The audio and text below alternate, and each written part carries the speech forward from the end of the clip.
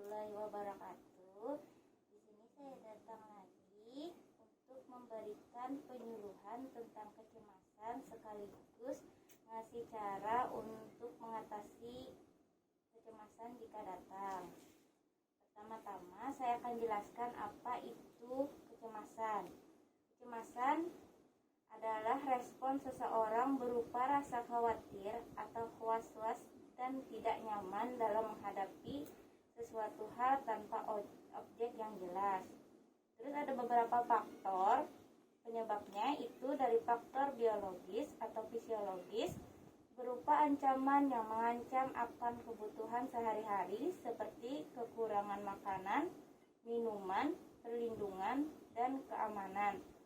Ada juga faktor psikososialnya, yaitu dengan ancaman terhadap konsep diri, kehilangan benda atau orang berharga, dan perubahan status emosional dan ekonomi. Faktor perkembangan, ancaman yang menghadapi sesuai usia perkembangan, yaitu masa bayi, masa remaja, dan masa dewasa. Selain 3 hal di atas, individu yang menderita penyakit kronik seperti diabetes mellitus, kanker, penyakit jantung, hipertensi, dan lain-lain dapat menyebabkan terjadinya kecemasan.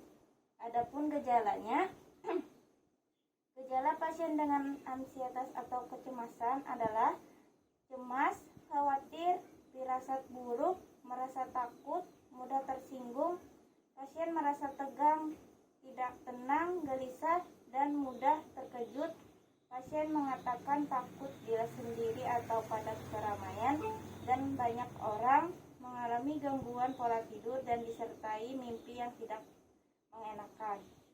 Adapun tingkat kecemasannya itu ada ringan, sedang, berat, dan panik. Kalau ringan berhubungan dengan ketenangan peristiwa kehidupan sehari-hari.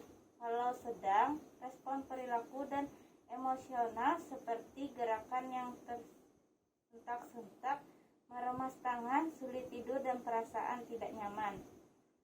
Kalau berat, respon perilaku dan emosi terlihat dari perasaan tidak aman, verbalisasi yang cepat, dan blocking. Kalau panik, respon perilaku dan emosinya terlihat agitasi, mengamuk, dan marah-marah. Adapun cara-cara untuk mengatasi ansietas dengan relaksasi napas dalam salah satunya, yaitu dengan cara mengatur posisi senyaman mungkin, fleksikan lutut klien untuk merelaksasikan otot abdomen. Terus tempatkan satu tangan pada abdomen dan satunya di dada. Yang selanjutnya, tarik napas dalam melalui hidung, jaga mulut tetap tertutup. Hitung sampai 3 selama inspirasi, menghembuskan udara lewat bibir seperti menghirup secara perlahan. Lalu ulangi 2-3 kali hingga diri merasa lebih rileks dan tenang. Ini ulun ajari cara mengatasi kecemasannya dengan relaksasi napas dalam.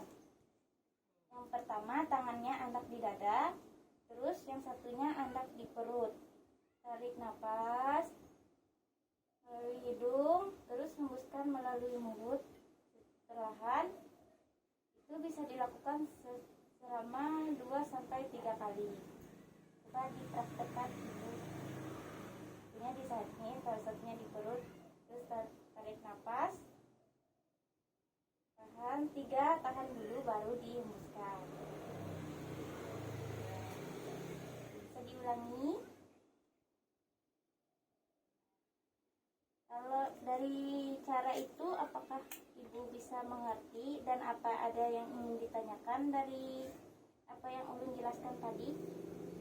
Cara menghembuskan napas bisa dimengerti, tapi ada yang ditanyakan yang kurang jelas tadi itu mengenai kecemasan. Per orang kan personel kan. Kalau kecemasan itu